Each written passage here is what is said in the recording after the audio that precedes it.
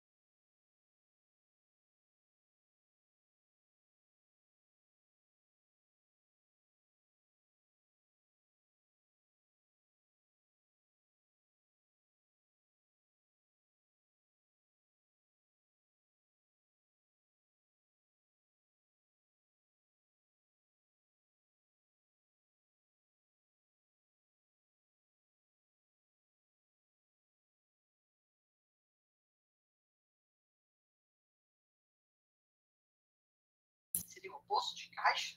Está muito baixo o áudio? A partir do regime de competência, a gente tem som sim, eu vou recomeçar, só um minutinho.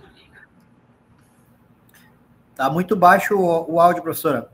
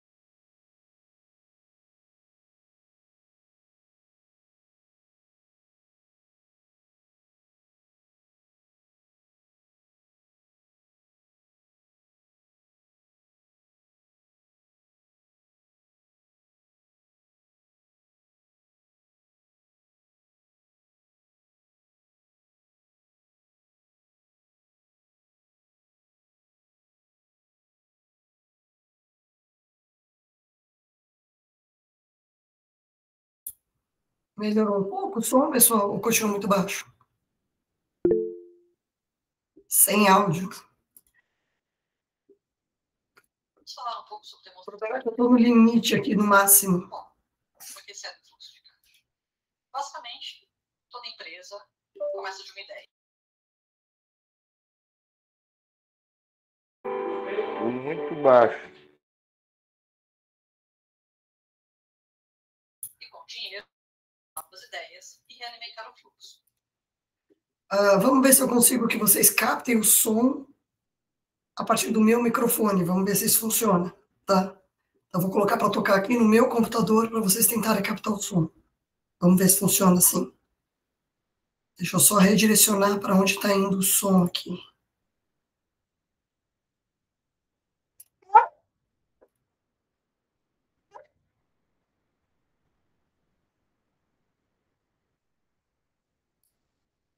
Então parece que o negócio aqui é ter caixa.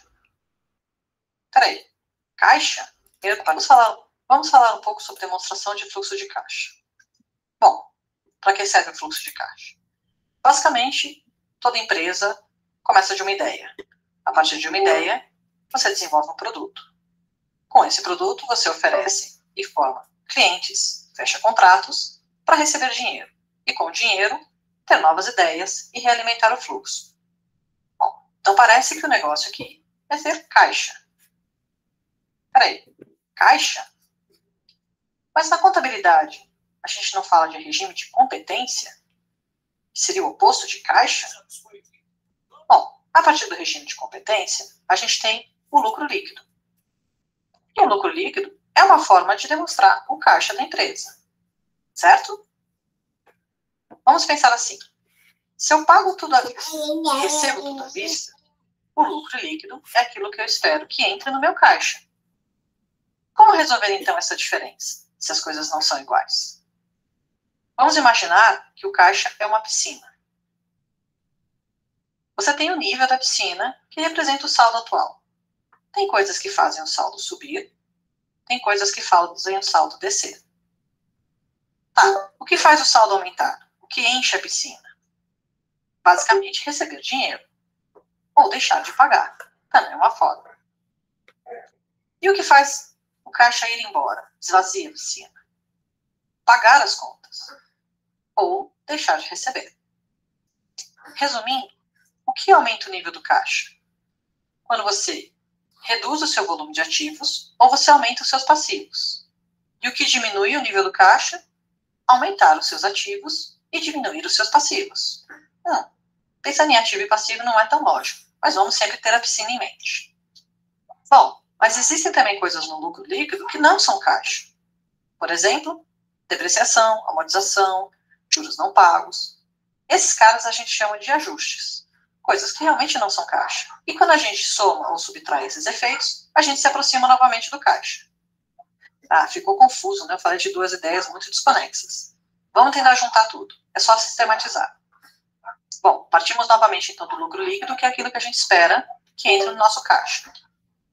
Eu faço os ajustes daquilo que não é caixa, e eu faço as somas e subtrações daquilo que muda meus ativos e passivos, daquilo que a gente falou que aumenta e diminui o nível da piscina. E então eu tenho meu caixa proveniente das, ou aplicado nas, atividades operacionais. Epa, peraí, palavra nova. Eu não tinha falado de operacionais até agora, não é mesmo? Sim, o caixa pode ter efeitos por conta de coisas operacionais, de investimento ou de financiamento, que são basicamente as três coisas que acontecem dentro de uma empresa. Você consegue dinheiro pelas operações, você tem financiamentos e investimentos para manter as coisas rodando. Bom, o que a gente considera dentro de investimentos? Aquisições e vendas de ativos imobilizados e valores recebidos por dividendos, ou seja, aquilo que a gente investiu em outras empresas. E financiamento? Bom, financiamento são ingressos de novos empréstimos ou financiamentos, para ficar mais claro, pagamentos de empréstimos ou financiamentos, e tudo aquilo que vem da participação dos acionistas não controladores. Tá, então vamos montar de novo a estrutura. Então, partindo do caixa proveniente das atividades operacionais, eu também tenho os ajustes das atividades de investimento, das atividades de financiamento, e então eu chego numa redução ou um aumento de caixa, que me dá um certo valor. Se eu comparar com a diferença entre o saldo final e o saldo inicial, que eu tinha na minha conta de caixas, eu também chego num valor. E se tudo estiver certo, esses dois valores vão ser iguais. É assim que eu consigo demonstrar como é que o meu lucro virou caixa. Porque, afinal, para o negócio, o que importa é o caixa.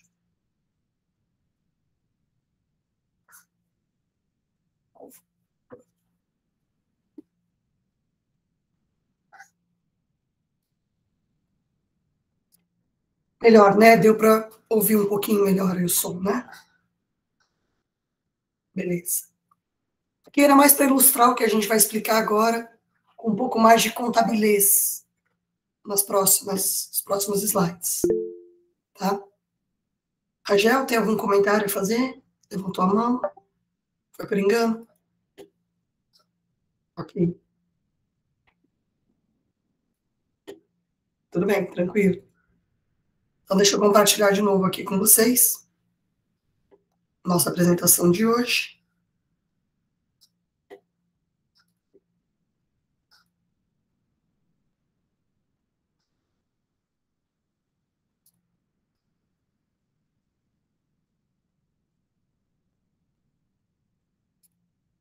Pronto.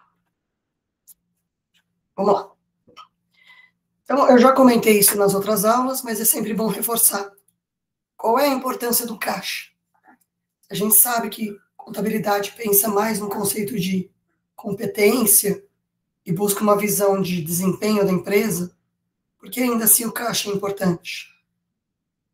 Porque tem empresas que são capazes de apresentar lucro, ou seja, ela tem ganhos na sua operação, e ainda assim virem à falência, porque não conseguem gerar caixa o suficiente. Com isso, não conseguem pagar os seus custos operacionais, né?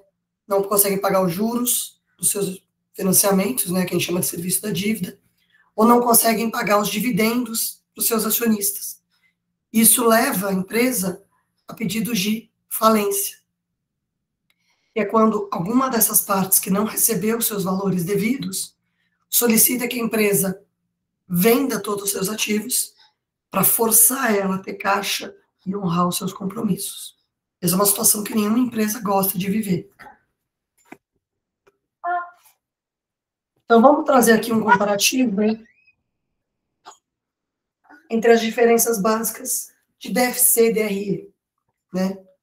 Então, DRE, a gente já viu aqui na aula passada, ele fala do regime de competência. A receita entra na DRE quando ela é gerada, ela é reconhecida no momento em que ela é gerada. Assim como a despesa também, ela é reconhecida no momento em que ela é consumida. Quando a gente fala de demonstração de fluxo de caixa, eu estou falando efetivamente de entrada de dinheiro no caixa e de saída de dinheiro no caixa. Por isso, o regime de caixa. Qual é o objetivo da demonstração de fluxo de caixa, então? É dar aos usuários da contabilidade a visão para que eles consigam avaliar a capacidade de geração de caixa da empresa e avaliar qual é a necessidade que ela tem de liquidez, ou seja, de ter recursos disponíveis para os pagamentos dos seus compromissos. E também o tempo, a época que ela tem para gerar esses ganhos e o grau de segurança que ela tem de que esses ganhos vão ser gerados, tá? Então, eu consigo ali, através da demonstração de fluxo de caixa, entender, mesmo uma empresa que está pagando suas contas, se ela está frágil do ponto de vista de perpetuidade da sua operação. Porque eu consigo perceber da onde está vindo o recurso. O mais saudável para uma empresa é que o seu recurso venha, basicamente, da operação. Existem momentos em que a empresa vai precisar de recursos para investimentos de longo prazo, e aí tudo bem ela fazer uma busca ali de recursos de financiamento, mas para o dia a dia, o dinheiro tem que vir da operação mesmo. A finalidade da demonstração de fluxo de caixa é permitir para todos aqueles que têm dinheiro a receber, têm recursos a receber da empresa, avaliar essa capacidade de gerar esses fluxos positivos. E aqui a gente fala de fluxos líquidos, porque é a diferença entre entradas e saídas. A capacidade de pagar dividendos, não apenas de gerar lucro. e de honrar os compromissos assumidos, principalmente de empréstimos. O DFC também me dá essa sensação, essa percepção de liquidez, de solvência e também de flexibilidade financeira, o quanto a empresa tem margem de manobra, em que ela pode recorrer a outras fontes ali para manter os seus compromissos. E eu também consigo ter uma percepção do quanto ela consegue converter o lucro efetivamente em caixa, que é o que me dá essa percepção ali do lucro das atividades, né, do caixa que vem da parte operacional. Então, o foco do DFC é demonstrar as movimentações do caixa. E aqui o caixa é um conceito um pouco mais ampliado, tá? A gente fala de caixa e equivalentes de caixa, que não é só valor em numerário. A gente vai considerar também valores mantidos em contas de curto prazo e sejam prontamente conversíveis, prontamente acessíveis para a empresa, tá? Então, aquela conta, saldo bancário, saldo em conta corrente, é equivalente de caixa. Inclusive, hoje em dia, a gente transaciona muito mais pela conta do que pelo numerário físico, né, pelo dinheiro em espécie. E a gente também tem uma série de aplicações financeiras que tem uma conversibilidade imediata. Por exemplo, CDBs com liquidez diária. Basta eu fazer a solicitação de resgate e o dinheiro já está instantaneamente disponível na conta. Para além disso, a gente também aceita, na contabilidade, e coisas que possam ser convertidas em caixa em até 90 dias, em até 3 meses, tem um efeito equivalente ao caixa. Porque a empresa ela consegue se programar e se organizar para antever a necessidade de resgate dentro desses 90 dias e assegurar que o dinheiro estará disponível no momento em que for necessário. E o principal foco aqui desses equivalentes de caixa é que eles não têm um caráter especulativo. Eu não tenho como objetivo obter variação no valor por variações de mercado. O foco é muito mais preservar o valor do dinheiro no tempo. Então, eu posso até fazer aplicações como essa, né, de CDB, de liquidez diária, não com o objetivo de ter grandes ganhos financeiros, mas com o objetivo de recuperar minimamente ali o efeito monetário da passagem do tempo. Eu não quero deixar o dinheiro parado na conta, porque ele se desvaloriza pelo efeito da inflação, né? Então, é uma aplicação financeira, mas é equivalente a ter caixa, é equivalente a eu acionar o dinheiro assim que eu precisar. E a demonstração, ela segue uma estrutura pré-definida, né? Como eu já antecipei em outras conversas, o foco da DFC não é ser um extrato bancário, não é demonstrar no detalhe todas as entradas e todas as saídas, e sim esse agrupamento de variações. Então, eu vou tratar desses 3 principais fluxos. O fluxo do caixa que vem das operações, o fluxo do caixa que vem de investimentos e o fluxo do caixa que vem de financiamentos. Tá? E aí a gente tem regras para classificar o que é operacional, o que é investimento, o que é financiamento. E assim como a DRE mostra o que acontece entre 2 balanços, a DFC também tem esse mesmo efeito, só que agora para o caixa e não mais para o resultado do exercício. Então, no balanço, por exemplo, de 31 de dezembro de 2024, eu tenho um saldo de caixa. Em 31 de dezembro de 2025, eu vou ter outro saldo. E o que a DFC vai fazer é mostrar como que eu saí do saldo inicial e cheguei no saldo final. Quais foram os efeitos, quais foram os fluxos que levaram a essa mudança lá do nível da piscina, tá? Então, esse é o formato básico que vocês vão ver de demonstração de fluxo de caixa. Apesar da gente ter 2 tipos, fluxo de caixa direto e fluxo de caixa indireto, o que vai mudar na prática é só como eu descubro o valor do fluxo de caixa das atividades operacionais. A estrutura é a mesma nos 2 métodos, E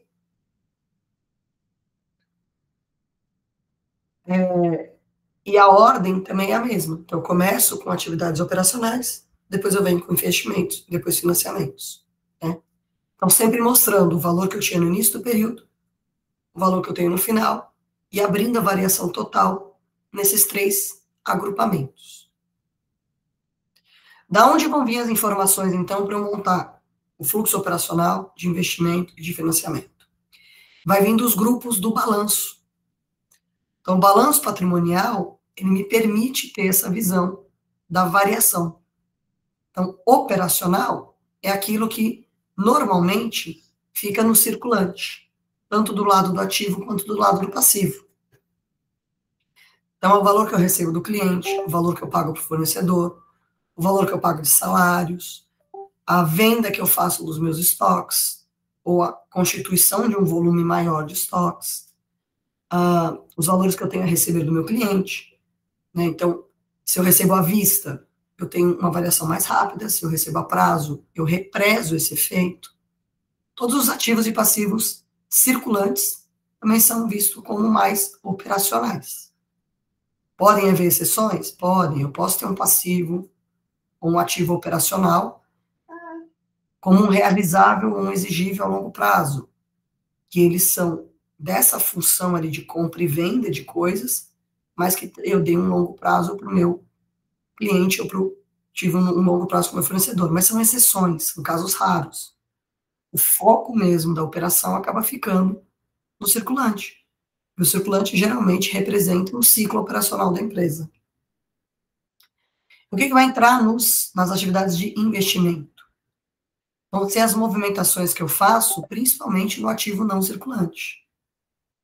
Então, ali no ativo não circulante, eu tenho as minhas aplicações financeiras de longo prazo, ou seja, aquelas que já não são equivalentes de caixa, elas já não são líquidas em 90 dias. Eu posso ter compra ou venda de participação em outras empresas, ou outras formas de investimento. Eu posso ter compra ou venda de imobilizado. Tudo isso é visto como atividades de investimento, um valor onde eu coloco o recurso da empresa para gerar mais benefícios econômicos futuros.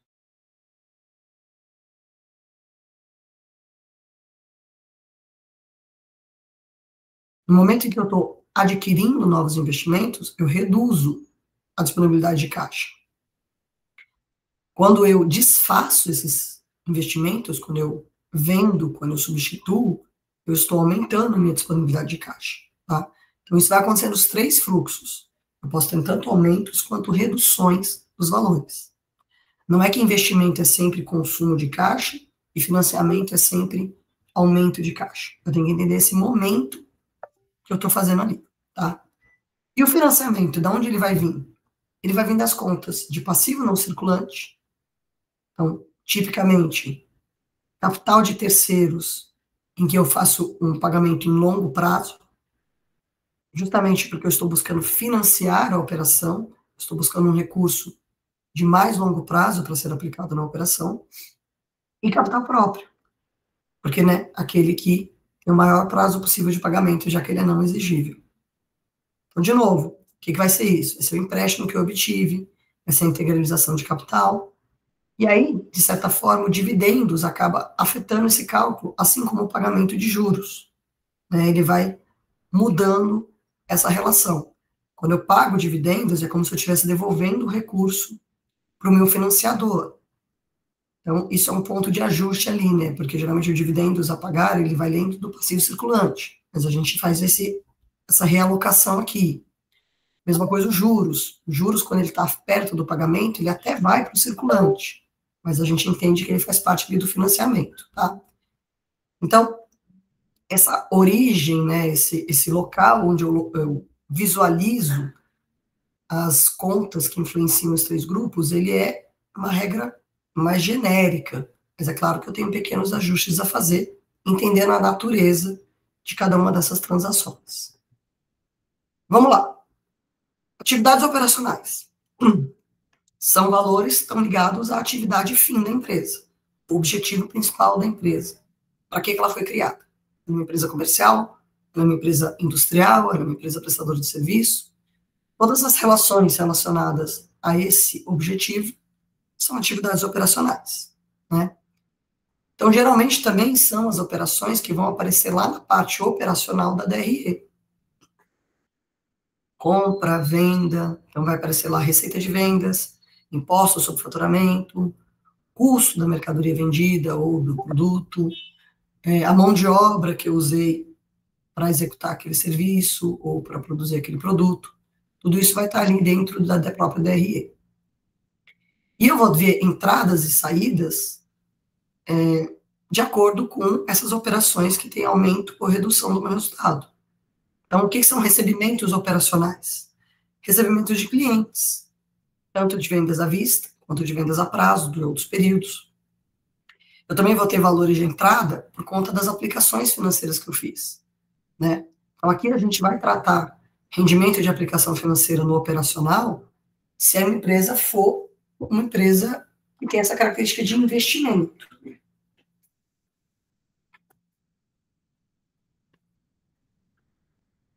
Imagina que eu sou uma instituição financeira. O foco do meu negócio, o objetivo principal do meu negócio é obter rendimento sobre as minhas aplicações. Agora, se eu estiver falando de uma empresa industrial, comercial, de serviços não relacionados a produtos financeiros, aí essa parte de aplicações financeiras não faz parte do operacional. Então, eu sempre vou ter que vincular isso ao tipo de operação da minha empresa. E quais são os pagamentos operacionais? Quais são as saídas de caixa? Aqui vai entrar todos os fornecedores que eu tenho ali de mercadoria, de matéria-prima, ou mesmo de produtos. Vai entrar salários e encargos da minha equipe. Então, toda a minha folha de pagamento é uma saída operacional. Eu preciso desse pagamento para manter a operação rodando. Toda a parte de impostos é considerada operacional também. Ela só existe porque eu tenho uma empresa vendendo ou prestando serviço. Despesas administrativas, despesas de comunicação, despesas de aluguel, tudo que é necessário para a minha operação, tudo aquilo que, sem aquela despesa, sem aquele pagamento, o meu objetivo fim não seria atingido, tá? São todas atividades operacionais. E as atividades de investimento? Elas vão mostrar, né, aonde os valores da organização que vieram da operação estão sendo aplicados em coisas que vão gerar rendimentos por mais períodos, tá? Então, vai ter ali recebimentos e pagamentos ligados a esses investimentos. Quais são os recebimentos de investimentos, as entradas? Eu tenho valores de entrada de caixa quando eu vendo meu imobilizado, né? Aquele que eu uso tanto na produção quanto na prestação de serviço. Então, aqui eu estou falando da venda de um bem que não é o meu estoque, e sim algo que deveria permanecer ali na minha operação, por isso que a gente chama de investimento, gerando rendimento por mais períodos. A mesma coisa é quando eu tenho a venda de participação em outras empresas. Então, eu tinha ações da empresa, fiz um investimento naquela empresa, em algum momento eu posso me desfazer desse investimento. Não é porque eu tenho a intenção de mantê-lo, eu não posso nunca vendê-lo. Quando eu fizer a venda, vai ser uma entrada de caixa vinda de investimento. Eu também posso fazer o resgate de aplicação financeira. Tem uma aplicação financeira e agora eu vou transferir o valor de volta para o meu caixa. Era uma aplicação de longo prazo, né, que não era líquida em 90 dias. Então eu vou lá e mudo a característica dela. Ela vai gerar uma entrada de caixa. Eu também posso fazer resgate daqueles investimentos que são permanentes, né? Então, aqueles valores que estavam ali, a princípio, sem data para serem transformados em caixa, eu vou lá e faço o resgate, solicito ali que a parte me pague o correspondente àquele valor. Já as saídas de investimento vão ser quando eu faço os investimentos, quando eu adquiro um investimento novo.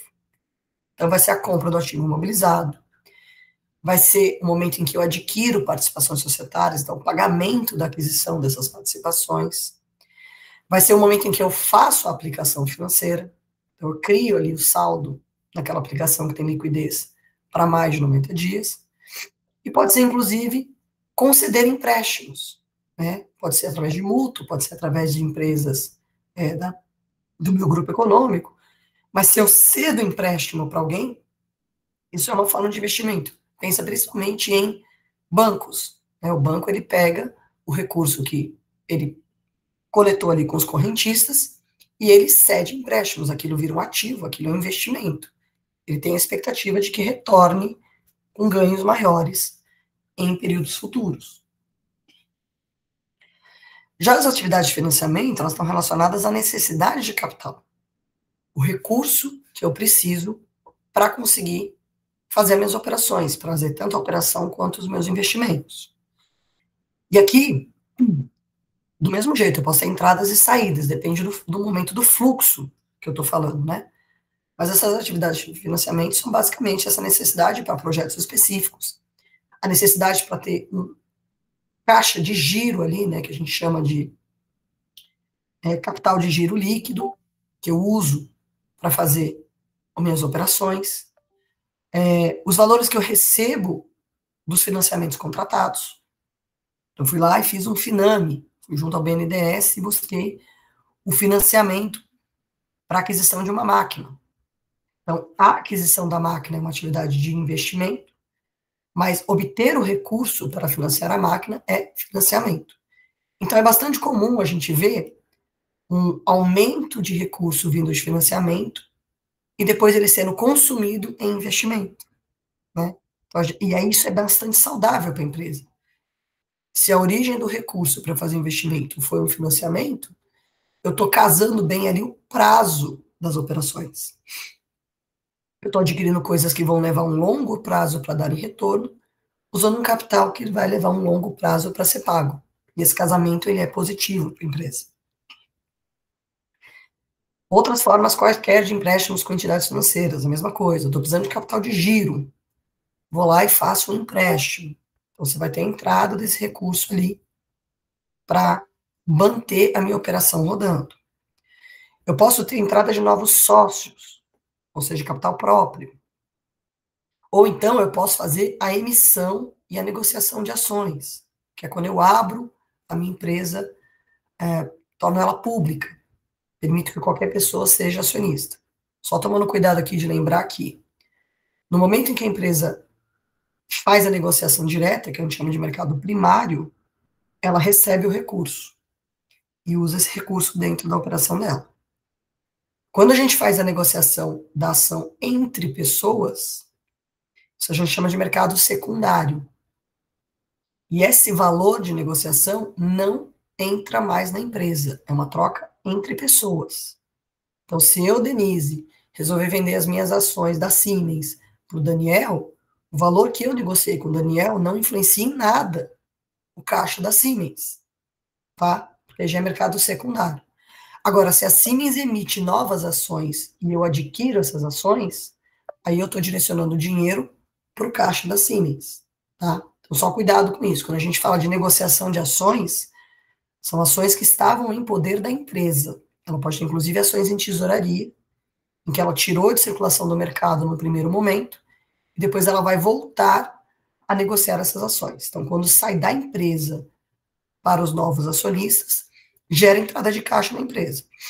Quando é negociada entre acionistas, não afeta o caixa da empresa. Então, aqui, quais são as atividades de recebimento de financiamento, entrada de financiamento?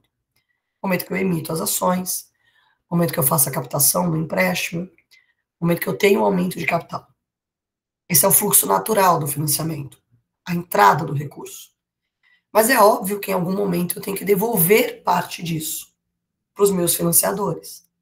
Então, eu vou ter momentos em que o fluxo de financiamento ele vai ser negativo, ele vai reduzir o meu caixa, ele vai consumir parte do meu caixa, porque eu estou devolvendo para o meu acionista ou para o meu credor, de alguma forma, esse valor, tá? Então, quando eu pago o empréstimo bancário, é uma atividade de financiamento de saída. Se eu tenho um sócio que decide sair da empresa, como a gente fez naquele exemplo, colocando na prática, eu devolvo o recurso que tinha sido aportado. É uma redução de caixa por atividade de financiamento. E no caso da distribuição de dividendos, também, tá? Apesar, de novo, né, de pagamento de dividendos, do valor a pagar de dividendos ser tratado lá no passivo circulante, porque ele passou a ser exigível e já tem uma data para esse pagamento, a essência dele é a devolução do ganho que esse financiador teve ao aplicar o dinheiro aqui, ao emprestar o dinheiro para a empresa fazer a operação dela, tá? É claro que existem alguns pontos que não são tão,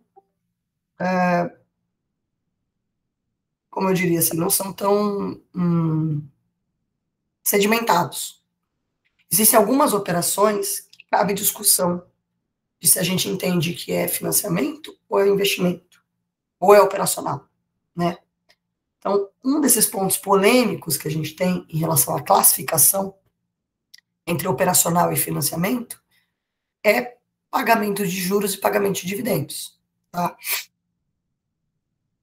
Então, assim, para o FASB, que é a organização que normatiza as regras contábeis para as empresas americanas, estadunidenses, né, através do US GAAP, o FASB entende que quando eu pago juros e pago dividendos, isso está relacionado à minha operação, tanto que transita pela DRE e está ali no grupo do passivo circulante. Então, eles entendem que não existe empresa sem capital para ser financiado, né, sem financiamento de capital vindo de fora, ou de terceiros ou próprio, e, naturalmente, existe ali uma remuneração desse capital, que é os juros e os dividendos. Então, o FASB entende que você pode classificar isso como operacional, tá? E aí isso pode gerar uma distorção, né? Porque, como eu falei para vocês, a gente olha a partir de qual fluxo o recurso está vindo ou saindo do caixa para entender a saúde financeira da empresa. E a gente interpreta que valores que estão vindo da operação são mais saudáveis para financiar o dia a dia do negócio, uma empresa mais robusta, do que o valor que fica vindo ali de financiamento. E aí pode causar essa distorção, então. Dependendo do local onde eu classifico os juros e os dividendos, eu mudo essa percepção de saúde financeira da empresa. Por isso que é sempre importante a gente ter acesso às notas explicativas que abrem e detalham o que foi considerado em cada um dos fluxos. Tá? Então, cuidado que a gente tem que ter quando a gente lê demonstrações baseadas em US GAAP. Normalmente, os juros e os dividendos vão estar ali no operacional. Já aqui no Brasil, a gente adota, geralmente, que faz parte da atividade de financiamento. Porque aqui a gente entende o seguinte, apesar de transitar pela DRE, de passar ali pelo passivo circulante, é a remuneração do capital que entrou através do fluxo de financiamento. Então, ele deveria seguir a mesma lógica, tá? Então, esse é um entendimento diferente que a gente tem aqui entre os conselhos, o IASB e o FASB. A mesma coisa em relação aos juros recebidos. Então, quando sou eu que estou emprestando, quando sou eu que estou investindo, a mesma lógica ali vai ser seguida. Para o FASB, entende-se de novo que é operacional, porque inclusive é um espelho da posição em que eu estivesse pagando esses juros e esses dividendos. E aqui no Brasil, e o IASB entende que é um espelho do investimento que eu fiz, do financiamento que eu fiz para outra parte, tá? Então, por isso que ele vem aqui seguindo a mesma lógica. Então, são valores que entram na atividade de financiamento. Representam ali a remuneração do capital investido. Desculpa, não é nem financiamento aqui, é investimento. Deixa eu só arrumar. Estou falando uma coisa, mas está escrito outra, né? Deixa eu só ajustar aqui. Então, quando ele é recebido, ele é investimento. Porque eu apliquei o recurso naquela empresa. Tá? E é isso, eu estou seguindo o espelho do capital principal. O capital principal foi investido. Quando eu devolvo o recurso sobre o capital principal, ele volta como investimento. Ok?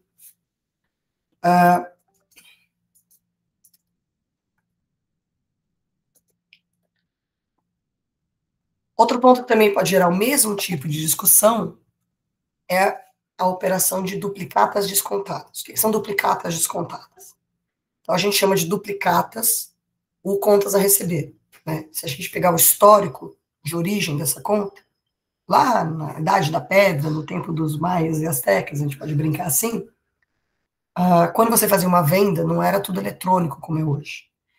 E existia efetivamente um papel, uma ficha, em que era anotado o valor da venda, né, na mão. Você anotava ali o item vendido, o valor, nome do cliente. E essa ficha, ela tinha algumas cópias, feitas através de cópia carbono. Então, você escrevia na primeira folha e era gerada uma cópia, né, uma duplicata dessa informação nas folhas de baixo. Uma dessas vias era entregue ao cliente, a outra via ficava ali com a empresa para ela saber que ela tinha que cobrar o cliente, porque esse pagamento foi feito a prazo, por exemplo. Então, era o documento que era usado para fazer essa cobrança, para fazer esse acompanhamento das vendas que ainda não tinham sido recebidas. E a gente chamava isso de duplicatas. Muitas empresas ainda têm esse termo no plano de contas. E aí, muitas empresas também perceberam a necessidade de antecipar esses recebíveis, de ir a mercado, de ir lá no mercado financeiro, entregar o título, a duplicata, em troca de antecipar o valor recebido, com a promessa de que depois, quando o cliente pagasse, você pagaria o banco. Então foi criada essa operação financeira chamada duplicata descontada, em que eu vou ao banco e antecipo o meu recebível. E aí existe uma discussão, esse aqui não tem nenhuma definição já pelo FASB ou pelo IASB, aqui vai muito da interpretação da empresa, de se quando eu faço esse desconto, essa é uma operação, esse é um valor que veio da operação normal, eu só estou antecipando, ou é uma atividade de financiamento. Porque, efetivamente, existe inclusive juros dentro desse processo, tá? E aqui, o que a gente acaba vendo nas empresas é que elas vão tentar buscar resposta para essa classificação um pouco na essência da transação, com relação ao risco de crédito. Se eu transfiro ou não o risco de crédito para o banco quando eu faço a operação. Então, num primeiro cenário, em que, caso o cliente não pague, a empresa vai ter que pagar ao banco, a gente entende que não houve transferência do risco de crédito. Então, essa é uma operação de financiamento. A duplicata serve apenas como garantia, como uma evidência mais forte de que aquele valor vai ser pago pela empresa, porque ela tem meios para cobrar, ela tem a perspectiva de receber aquele valor. E serve apenas para o banco ter uma segurança de oferecer uma taxa de juros menor, porque o risco de crédito ali é menor. Então, nesse caso, eu classificaria a operação de desconto de duplicatas como uma atividade de financiamento, porque foi um mecanismo para obter acesso a uma linha de crédito mais barata.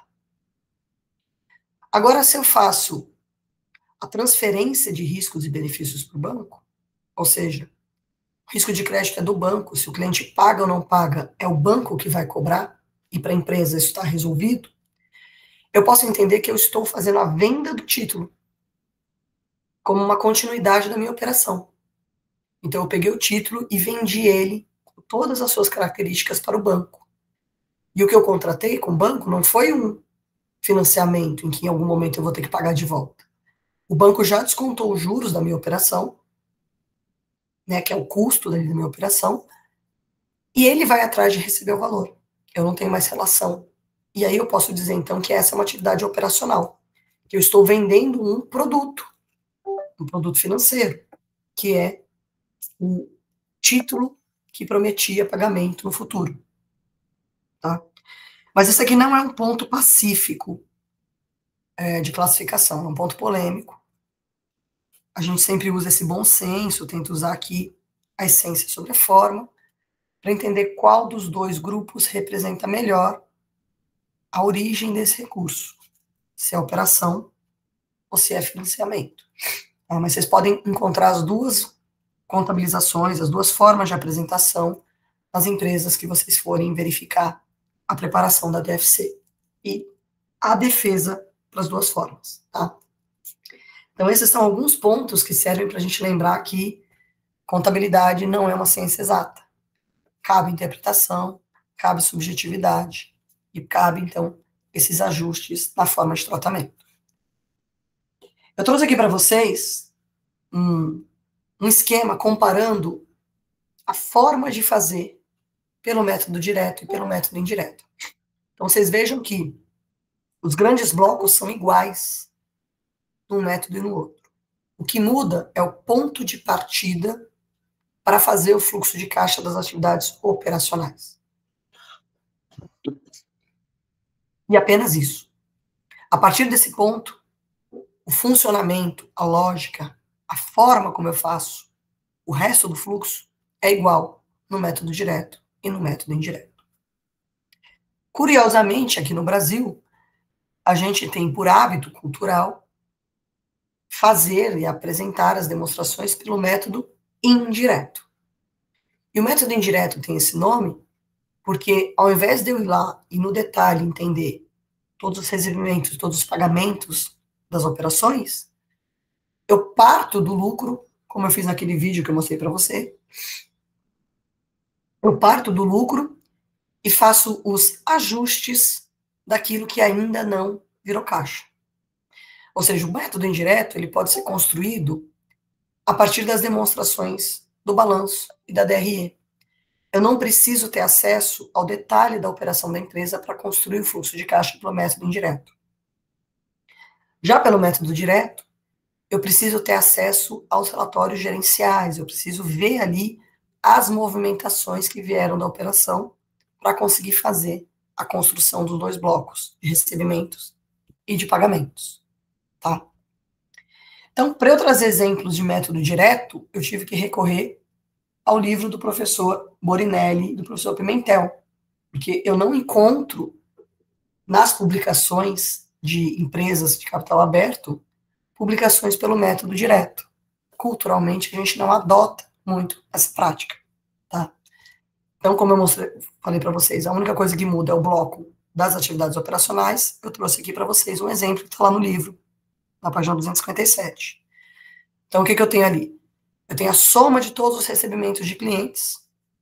Nesse caso aqui, uma conta única basta, não preciso abrir quais são os clientes, né?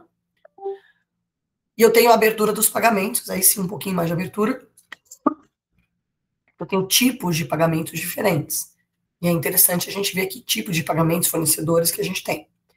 Então, nesse exemplo aqui, eu tenho o que foi pago em seguros, eu tenho o que foi pago em salários, o que foi pago nos impostos. Aqui eles trataram aplicação financeira de longo prazo como redutora das atividades operacionais, provavelmente porque foi uma reclassificação, uma aplicação que estava no curto prazo e foi transferida para o longo prazo. Eu já questionaria aqui essa prática, porque a gente falou que aplicações financeiras de longo prazo são, na verdade, atividades de investimento. Eu tenho pagamento de fornecedores, eu tenho aquisição de estoques, que é um tipo específico de fornecedores, eu tenho também valores que foram pagos de juros, veja que aqui os juros estão sendo tratados como operacionais, e eu tenho a receita financeira. Então, mais um ponto aqui de divergência, né, que a gente entende que a receita financeira, se ela é uma aplicação, se é um investimento, ela deveria estar no investimento, mas nesse exemplo aqui foi tratado como sendo operacional. E aí você tem o ano 0, não tinha nenhuma operação, o ano 1 tem um certo volume, gerou aqui um acréscimo de caixa, né, um caixa gerado pelas atividades de pouco mais de 111 mil, e no ano 2 eu tenho um volume ainda maior de caixa gerado nas atividades. Tá? Aí depois disso eu vou ter as atividades de investimento. E aqui vai ser igual no método direto ou indireto, mas eu trouxe para vocês a forma como foi feito. O investimento, onde foi que eu consumi o caixa? Eu comprei ativo permanente. Quais foram eles? Imóveis, máquinas e equipamentos, veículos, sistema de gestão integrado, o famoso ERP, desenvolvimento de pesquisa, tá? Então, lembra que a gente estava conversando ontem sobre pesquisa e desenvolvimento? Arte de desenvolvimento, eu comprei uma marca ou uma patente, né? E eu posso também ter comprado aquisição em outras empresas, outros tipos de investimento, que não é ativo permanente, é um outro tipo de investimento. Então, aqui nesse caso, eu só tive consumo de caixa nessa empresa, nesses 3 anos, ano 0, ano 1 e ano 2, eu consumi caixa através de investimento, eu fiz novos investimentos. Não tem nenhuma coisa aqui que é retorno, que é venda do investimento, e por conta disso eu recompor o meu caixa. E aí, depois que eu tenho o total de atividades, né, de caixa gerado pelas atividades operacionais e de investimento, eu tenho a abertura dos financiamentos. Aqui, para a gente conseguir ter a visão completa, tá? Eu trouxe as linhas de resultado dos blocos anteriores para junto desse daqui. Então, o que eu tive de financiamento? Aqui eu tive tanto entradas quanto saídas de caixa, tá? Então, entrada de caixa. Recebi valores porque eu emiti ações.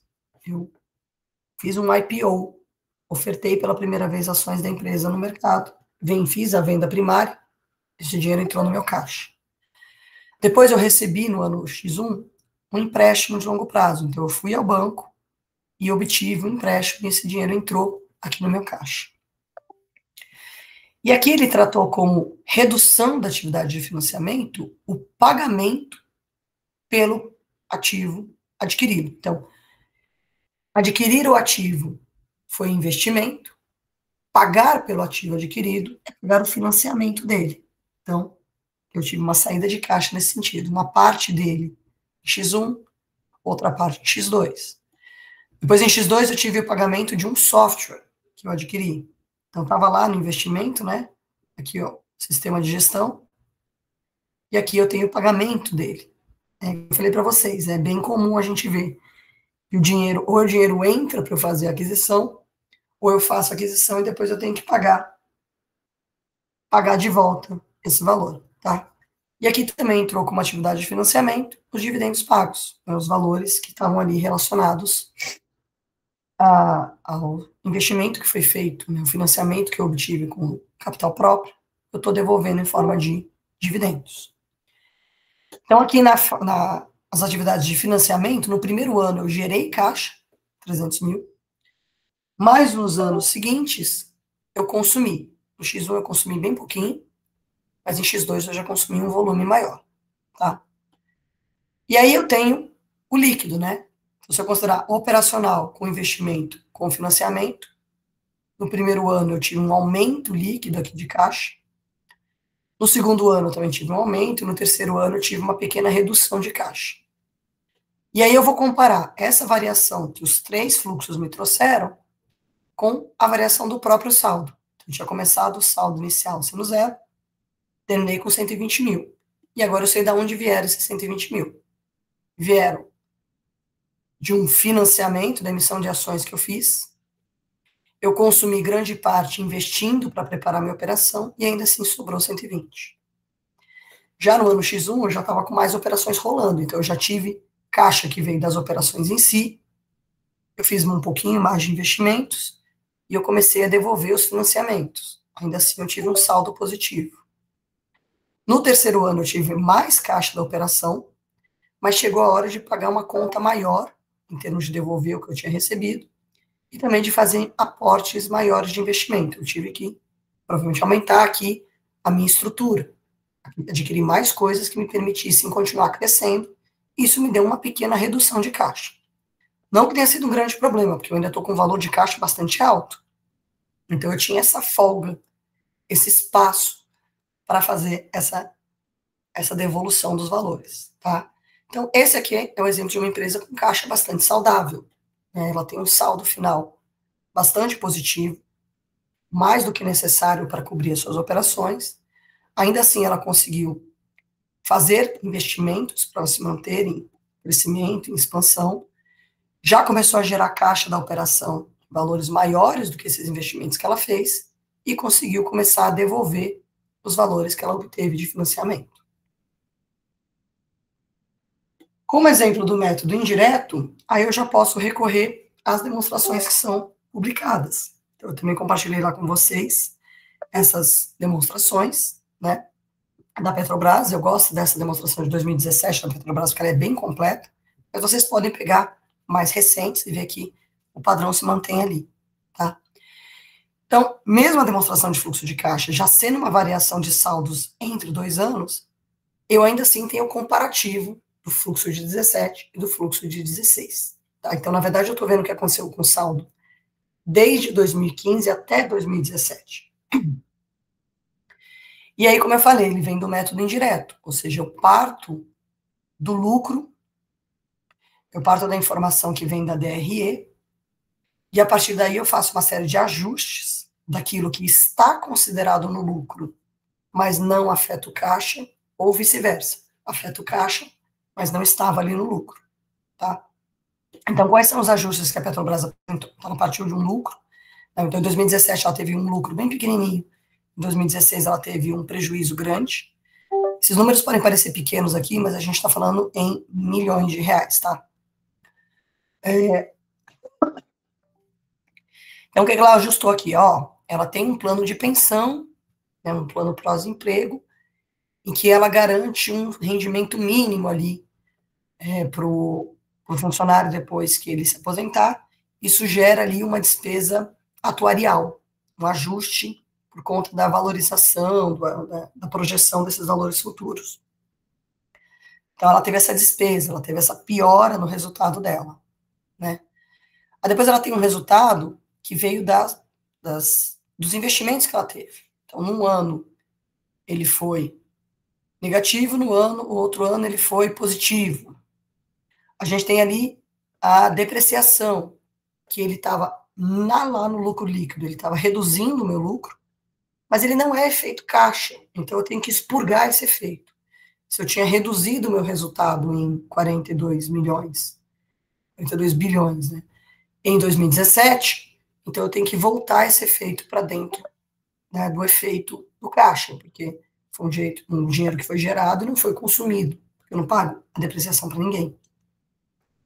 A gente tem também aqui algumas commodities que são negociadas, então eu tenho um valor de ajuste de mercado pelos estoques. Nesse caso aqui, os dois casos geraram valorização. Estão previstos ali no lucro, mas ainda não tem um efeito no caixa, né? Só uma promessa de pagamento. Também tenho perdas com créditos de liquidação duvidosa, ou seja, efetivamente valores que não só foram provisionados, como aconteceram. Então, ele vem trazendo todos esses itens que ele ajusta, porque estavam aqui no lucro, mas não tem o efeito de caixa ainda, tanto para mais quanto para menos. E depois ele vem trazendo a variação dos ativos e passivos operacionais. Então, você vê que ele vem aqui com aumento ou redução dos ativos, aumento ou redução dos passivos. Lembrando que eles têm efeitos opostos. Aqui vocês podem lembrar naquele vídeo que eu mostrei para vocês, da setinha, né? Que eu fiz do ativo e passivo. Então, quando eu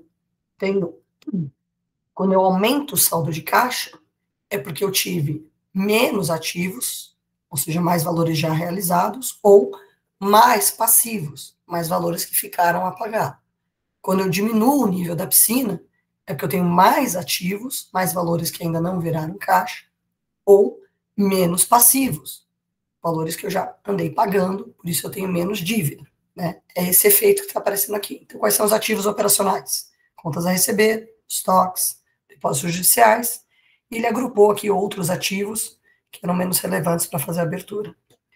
E quais são os passivos operacionais? Fornecedores, impostos, taxas e contribuições em geral, imposto de renda e contribuição social, que é um imposto direto, planos de pensão e outros passivos também que ele agrupou. Então, eu tenho todos esses ajustes para finalmente chegar nos resultados líquidos gerados pelas atividades operacionais. Veja que é bastante diferente do ponto de partida, que era o lucro, né? A questão da competência que está influenciando bastante o número. Depois disso, eu vou ter a visão das atividades de investimento.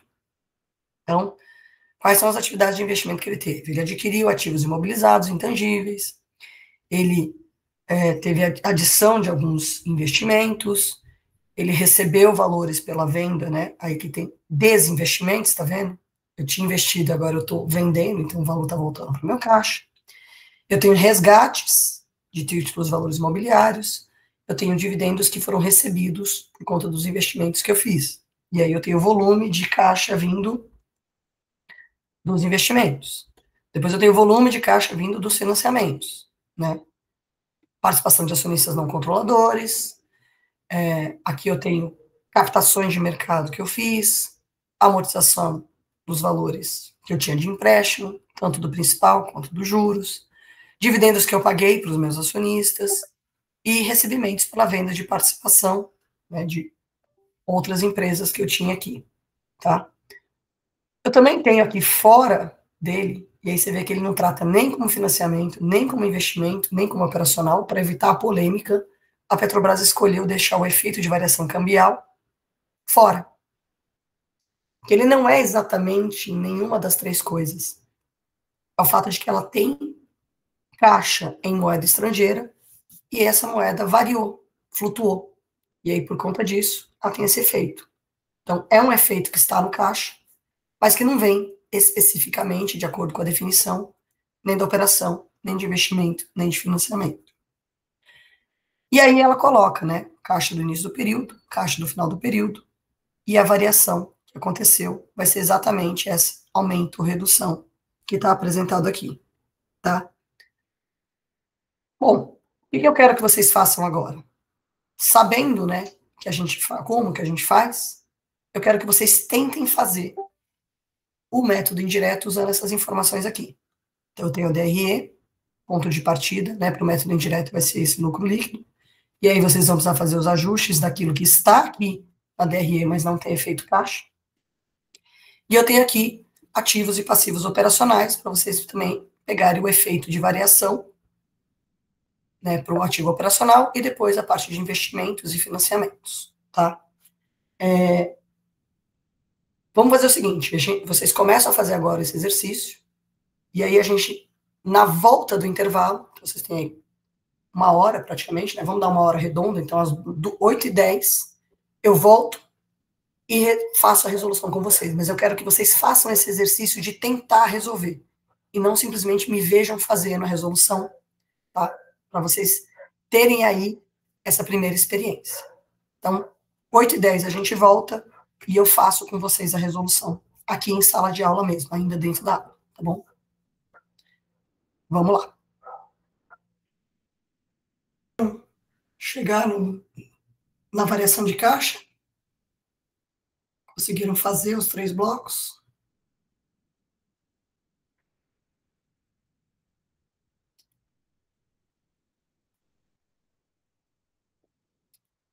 Olá, Hilary.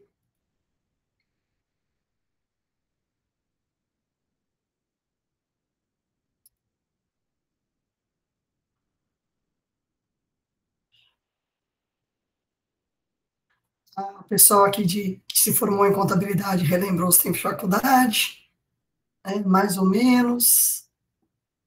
Acho que sim. Vamos ver, bananou um pouco. Legal. Uma das coisas que eu gosto da demonstração de fluxo de caixa é que é uma demonstração que você já sabe qual é o valor esperado dela. Então, é uma questão de achar o que você está esquecendo de considerar. Tá? Então, vamos lá. Primeira coisa que eu gosto de começar fazendo é justamente encontrando qual é o resultado que eu quero. O que é o número que eu vou explicar? É a variação entre o saldo inicial de caixa, tá lá em cima. Então, esse saldo inicial de 9.000 e um saldo final de 11.000. Então, eu já começo a minha demonstração sabendo que eu tenho que achar uma variação de caixa de 2.000. Então, vamos às informações que são mais fáceis aqui, né? Eu vou partir do lucro líquido. O lucro líquido que eu tenho é de 6.000. E eu vou fazer alguns ajustes que eu preciso para demonstrar as informações corretas, né? Então, a gente está fazendo por indireto. O que eu tenho na minha DRE que não é efeito caixa? De cara, a gente já tem aqui a questão da depreciação. Para eu chegar nos 6.000 de lucro líquido, eu deduzi 4 mil de depreciação. Mas esses 4 mil não têm efeito caixa. Então, esse é o primeiro ajuste que eu tenho que fazer. Além disso, na minha depreciação, desculpa, na minha DRE aqui, eu tenho uma conta que até teve um efeito no caixa, mas ela não é considerada operacional. É os juros.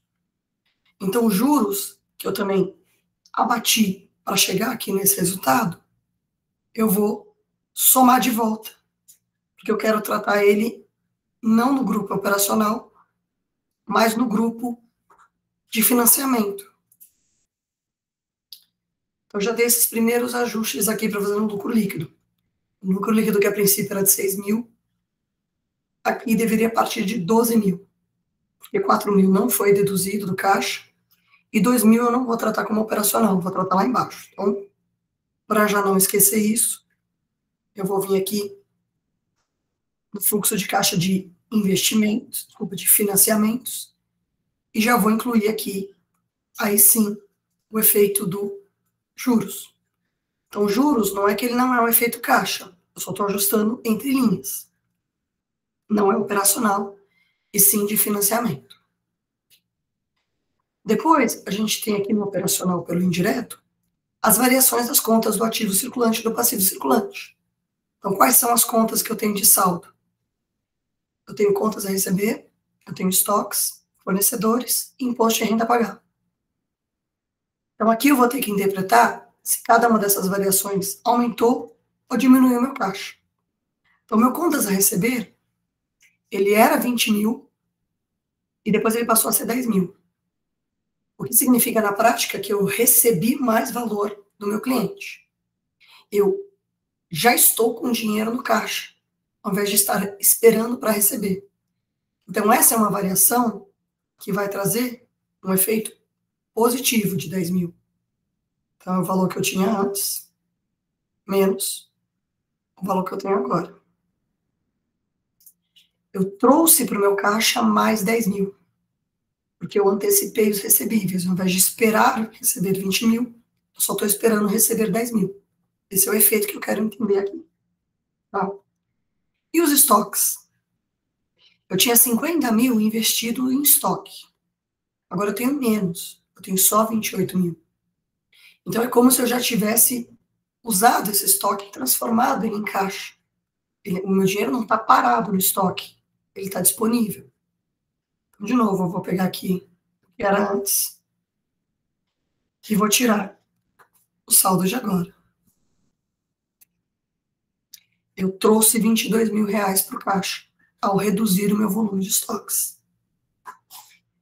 Em relação a fornecedores, eu aumentei o saldo.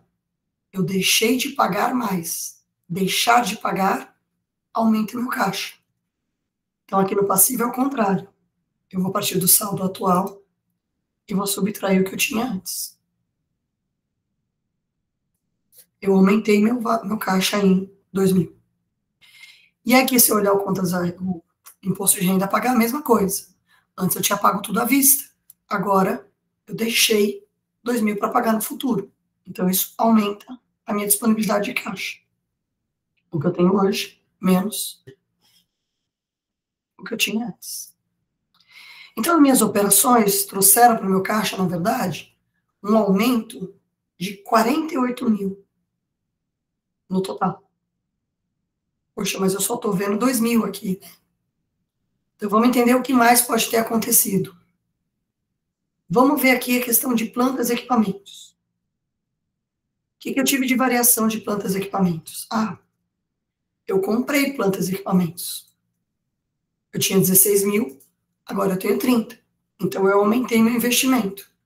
Se eu investir mais, eu reduzi meu caixa. Então, antes eu tinha 16, agora eu tenho 30. Eu gastei 14 mil que eu tinha no caixa e fui lá e investi em planta e equipamento. Por que eu não mexo com a depreciação? Porque a depreciação não afeta o caixa. Eu já expurguei o efeito dela aqui no lucro líquido e não é uma variação de investimento nem nada do tipo. Então, a variação de investimento que eu tive aqui foi de 14 mil. Poxa, ainda tem muito para explicar aqui, né? Porque minha variação era para ser só de 2 mil. Eu ainda estou com 32 de variação de caixa.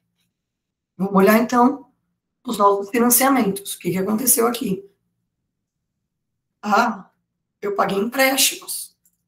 Eu tinha 50 mil de empréstimos a pagar, agora eu só tenho 20. Sinal de que eu paguei 30 mil. Então, vamos lá. Eu tinha... Agora eu só tenho 20 mil, mas antes eu tinha 50 mil a pagar. Então, eu consumi 30 mil do meu caixa pagando um empréstimo. Além disso, eu já tinha colocado aqui o efeito do pagamento dos juros. Porque se eu tive uma despesa de juros, isso não aumentou o meu saldo a pagar, é porque eu já paguei. Então, eu só reclassifiquei lá do operacional para atividade de financiamento. E eu tive alguma variação de patrimônio líquido? Tive algum aporte de capital? Ou alguma devolução de dinheiro aos sócios? Não. O capital não se alterou. A única alteração que eu tive no capital, no patrimônio líquido, foi o próprio lucro. Eu já considerei como ponto de partida aqui em cima. Então, eu já trouxe toda a informação que estava no balanço e na DRE para uma demonstração de fluxo de caixa. E agora ela fechou certinho. A variação, somando os 3 fluxos, ou seja, o ganho de caixa de 48 mil das atividades operacionais, com um consumo de 14 em investimento e um consumo de 32 em financiamento, restou um aumento de 2 no caixa, saindo de 9 para 11. Pontos que eu imagino que vocês talvez não tenham considerado. Talvez essa reclassificação aqui do pagamento de juros. Então, se eu não considerar, eu vou tirar o efeito nas 2 pontas. Deixo lá no operacional e não trato no financiamento. A conta fecha também. É uma questão aqui de natureza mesmo, tá? Então, pela aquela definição que eu comentei com vocês, entendendo que pagamento de juros tem a ver com financiamento, é aquela primeira visão que eu fiz. Se eu quiser entender que os juros é uma questão operacional, vai ser dessa forma aqui. Dos 2 jeitos, a variação de caixa vai estar totalmente explicada. O que vai mudar é o volume que vem do operacional e o volume que é consumido ali em financiamento. Mais algum ponto em que vocês divergiram, fizeram diferente? Chegaram em um número diferente desse que eu cheguei aqui?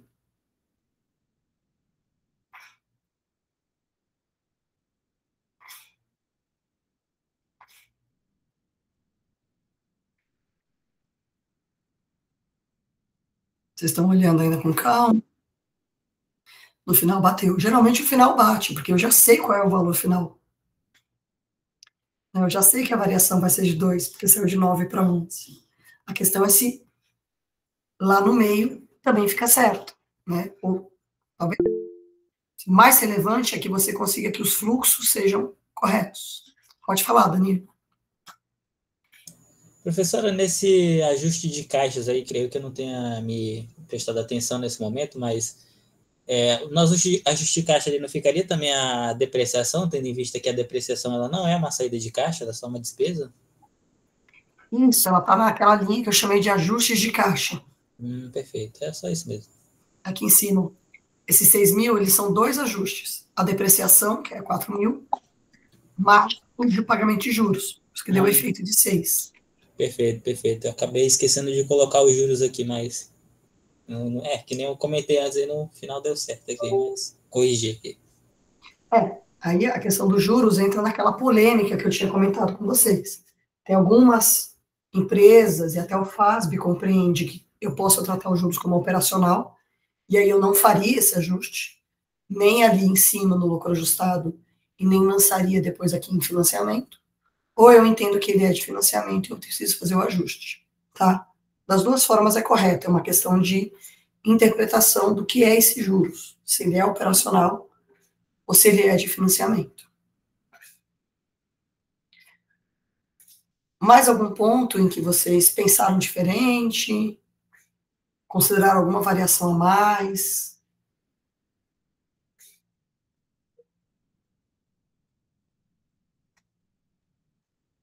Bom, então vamos analisar o que esses fluxos estão me dizendo. Eu estou dizendo o seguinte, a empresa está aumentando o seu valor de caixa, ela está gerando mais caixa, e ela está com uma operação bastante saudável, porque a operação dela gerou muito caixa. Provavelmente ali, você vê como as variações de ativos e passivos circulantes foram bem relevantes, ela deve ter feito alguma reestruturação, alguma revisão ali de como que ela geria os negócios. Uma grande variação veio dos estoques. Então, ela deve ter melhorado algum processo, deve ter feito alguma automatização, alguma coisa que fez com que ela pudesse ter um volume menor de estoques e conseguir fazer a operação ser rentável mesmo assim. Então, isso desafogou bem o caixa, né? Liberou um recurso importante que estava sendo aplicado ali em estoques. E esse recurso ele ficou disponível. E se eu não tenho uma outra aplicação para fazer na empresa, se eu não estou precisando daquele recurso, eu posso, então, diminuir minhas fontes de financiamento. Então, basicamente, é isso que a gente está vendo que a empresa fez aqui. Ela diminuiu ali as suas contas a receber, o seu estoque, né? Teve uma sobra boa de caixa, e ela pegou essa sobra de caixa e amortizou o principal do empréstimo. Ela reduziu a fonte de financiamento dela, ela enxugou ali o capital de terceiros, tá? E além disso, mesmo assim, ela conseguiu investir, ela conseguiu adquirir nova planta e equipamento, mesmo fazendo essa devolução do valor financiado. Então, é uma operação bastante saudável do ponto de geração de caixa. Ela consegue ali, com a operação, equilibrar o seu volume de ativos e passivos. Ela enxugou a operação como um todo, porque ela diminuiu em 20 milhões o volume de ativos dela, ou seja, o volume de recursos, inclusive, de terceiros que ela tem que remunerar. Isso é uma coisa que a gente tem que lembrar. Todo recurso recebido pela empresa, ele é investido ali na empresa, né? A pessoa acredita, lembra do conceito do credor? Aquele que acredita, ele espera ter alguma remuneração. Então, o banco tem os juros, e aqui era uma taxa bastante alta, né, 10% ao ano. E o acionista também, ele quer ter uma rentabilidade, ele quer ter um retorno sobre o investimento que ele fez. Então, se eu tenho um volume grande de recursos que não está gerando esse retorno, essa operação lá não é saudável, não é vantajosa. Então, às vezes faz sentido eu enxugar minha operação, uma operação enxuta, uma operação lean, que é um termo bastante comum hoje em dia, para conseguir entregar melhores resultados, tá? Então, foi isso que essa empresa fez. Por curiosidade, eu preparei também uma versão que até vou colocar agora lá no Classroom para vocês, do fluxo de caixa direto, tá? Deixa eu abrir aqui para vocês verem como é que ficaria o fluxo de caixa direto, para a gente comparar qual é a diferença entre o indireto e o direto. Sim, eu vou disponibilizar essa planilha com a resolução, tá? Na verdade, essa daqui, que tem tanto direto quanto indireto, para vocês verem como é que fica o comparativo, tá?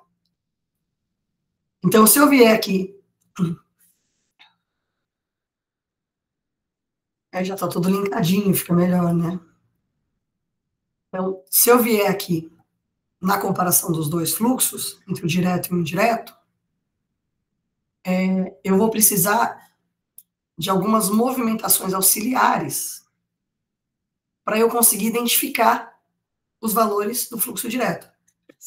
Como eu falei para vocês, pelo método direto eu preciso de algumas informações.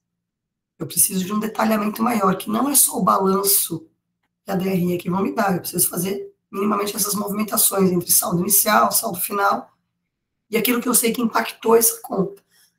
Então, aqui, por exemplo, eu saber qual foi o valor recebido de clientes, eu sei qual era o valor inicial que eu tinha a receber, eu sei quanto eu vendi no período, eu sei que no final ficou faltando receber 10 mil. Então, por diferença, eu descubro que 70 mil foi recebido. Tá? Então, pelo método direto, eu consigo colocar aqui dizendo que recebi 70 mil de clientes. Tem que fazer a mesma coisa ali para fornecedores. Então, para eu descobrir o quanto eu paguei de fornecedores, eu tenho que entender primeiro quanto eu contraí de dívida, quanto eu aumentei o meu contas a pagar através da movimentação dos estoques, e depois, sim, quanto que eu paguei fornecedores. Então, o estoque, inicialmente, ele era de 50 mil, eu sei que eu terminei com 28 mil, e eu sei que o custo do produto vendido no período foi 36. Então, daqui eu calculo que o que eu comprei de estoques nesse período foi 14 mil. Aí agora eu consigo movimentar os fornecedores. Saldo inicial era 10, saldo final é 12. Acabei de descobrir que eu comprei 14. Então, por diferença, eu paguei 12. É o valor que vai entrar no meu fluxo. Ao pagar 12 mil de fornecedores, eu reduzi meu caixa operacional. Impostos. Impostos, na verdade é imposto de renda a pagar aqui, né? Não teve efeito, porque eu estava com saldo zero inicial. O imposto de renda do ano foi 2 mil, e esse foi o saldo que permaneceu. Então, eu não fiz nenhum pagamento. Valor zero. E aí, as minhas despesas operacionais, os valores aqui que não ficaram a pagar, né, que não tinha uma conta específica, mas que, se foram pagos, afetaram o meu caixa. Então, quanto que foram as minhas despesas operacionais? 10 mil. Né, posso tirar isso direto daqui. Então, daqui eu tiro que eu recebi 70 mil, paguei 12 para fornecedores, não paguei impostos, paguei 10 de despesas operacionais, provavelmente aluguel, água, luz, telefone, né? Então, o meu fluxo de caixa das atividades operacionais foi 48 mil, o mesmo valor que eu tinha calculado pelo método indireto. E aí, daqui para baixo, fica exatamente igual. Então, o fluxo de investimentos e o fluxo de financiamentos é exatamente o mesmo, tá? Então, a gente consegue ter os dois métodos mostrando o mesmo resultado, o mesmo volume dos fluxos, mas com informações diferentes. Só lembrando que para eu conseguir fazer o método direto, eu preciso de mais informações internas da empresa, eu preciso fazer minimamente essas movimentações, entendendo como que o caixa foi afetado nesse período. Dúvidas aqui, pessoal?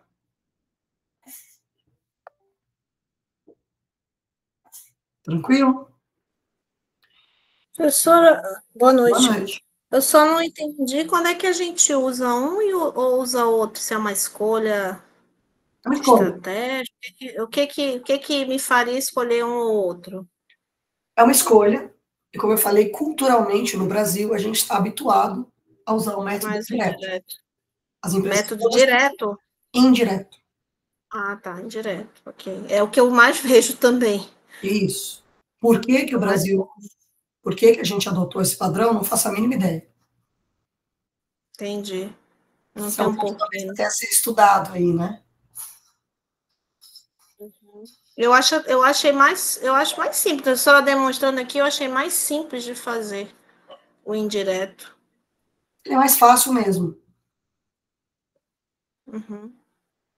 Na verdade, Danilo, para fazer a demonstração de fluxo de caixa, a gente não precisa do controle diário do caixa. Você vê que a gente consegue fazer por diferença de saldos, mas dá um pouquinho mais de trabalho. Eu tenho que entender ali a movimentação que aconteceu em cada uma das contas que são operacionais, tá? Então, não é questão de precisar pegar o extrato bancário para fazer pelo método direto, mas eu preciso minimamente ter essa movimentação dos saldos. Então, eu também acho mais simples fazer pelo método indireto. E eu entendo que faça mais sentido fazer pelo método indireto quando eu sou um leitor da informação, pessoa que está tendo acesso externo.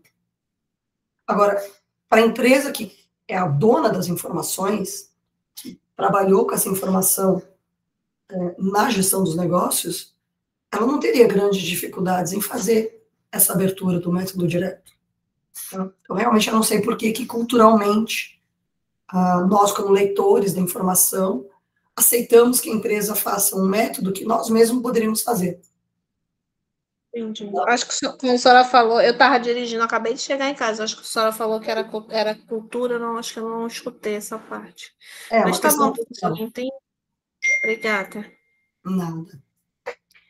Bom, pessoal, então é isso. Eu vou colocar essa planilha lá para vocês no Classroom. Vocês podem olhar as fórmulas, repensar, mudar os valores ali de balanço, de DRE, ver como é que afeta, né, a demonstração. E, de novo, agora nós temos o estudo de caso do final da aula, né? Deixa eu achar aqui de novo a nossa apresentação. Então, para a próxima aula, chegamos naquele ponto, né, que vocês vão fazer a resolução do caso SONAI. Mesma coisa de novo. Aproveita esse tempo do finalzinho da aula que a gente tem aqui, já lê as questões, já sobe no Classroom, tá? E aí, amanhã, a gente vai ver a integração dos outros relatórios, das outras ilustrações, e a gente também vai falar de GECOM, que é um modelo de gestão econômica, tá bom? Então, boa noite a todos. Professora, Oi? eu não estou conseguindo mesmo subir lá no Class, tá? Não sei porque, até porque meu filho usa esse sistema, mas eu não estou conseguindo subir. Então, estou mandando tudo por e-mail, tá? Não sei se só deve estar recebendo, né? Sim, E sim. uma dúvida dos colegas, não sei se a senhora já comentou, é sobre avaliação. Se a gente, né, como é que vai ser, se vai ser sábado, algumas pessoas no grupo estão comentando. Não sei se a senhora pode adiantar alguma coisa para a gente. Sim, sim. Como vai ser o formato? A avaliação ela vai ser um formulário no próprio Classroom e ele vai ficar disponível a partir das 2 horas da tarde. Vocês têm até o final do horário da aula para fazer. Na parte da manhã, a gente vai fazer juntos um exercício, meio que ali revisando os conceitos, tá? Inclusive, um recado que eu ia dar na aula de amanhã, mas já antecipo hoje, é para a aula de amanhã, desculpa, para a aula de sábado de manhã, eu preciso que vocês estejam com acesso a um computador, um tablet, qualquer dispositivo que tenha um Excel ou o Google Planilhas, porque a gente vai trabalhar juntos ali o arquivo, tá? Então, eu vou disponibilizar a planilha para vocês e a gente vai trabalhar juntos. Então, eu preciso que vocês tenham algum dispositivo em mãos que permita fazer. Às vezes, no celular não dá para fazer, tá? É bastante difícil fazer no celular, porque a gente vai navegar entre abas ali da planilha, vai buscar valores, vai fazer fórmulas. Então, eu não consigo que vocês façam isso pelo celular, tá? Então, para sábado de manhã, vocês precisam estar com um dispositivo que permita vocês manipularem o arquivo junto comigo. Ok? Tá bom, professora, combinado. Obrigada, professora. Nada. Boa noite. Boa noite, pessoal.